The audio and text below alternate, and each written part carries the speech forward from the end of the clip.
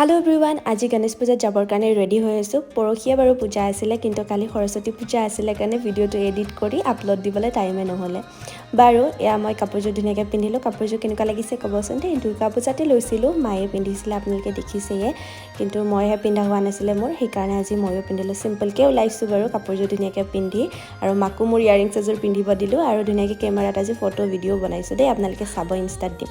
এয়া শোভাযাত্ৰা গৈছিলে আমি যেতিয়া আহিছিলো, আৰু ধুনীয়াকৈ ফল-মূল কেইটামানো কিনি ল'লোঁ। এয়া পূজালৈ আহি পালোঁ, আহি চাকি ধূপ ধুনীয়াকৈ জ্বলালোঁ, লগতে আমি সেৱা কৰিবলৈও গ'লোঁ। ইমান মানুহৰ ভিৰ, লাইনত আছিলোঁ জানে। এয়া প্ৰসাদো আগবঢ়ালোঁ গণেশ বাবাক, আৰু এয়া মোৰ ব্ৰকেইজনীক লগ পালোঁ, সিহঁতৰ লগত একেলগে তাতে ভোগ খালোঁ, মানে খিচিৰি আছিলে।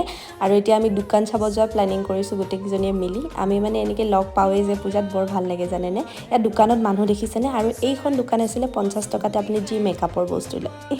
ঠিক আছে তেন্তে আজিলৈ ভিডিঅ'টো এণ্ড কৰিছোঁ, নেক্সট ভিডিঅ'ত আকৌ লগ পাম, বাই বাই।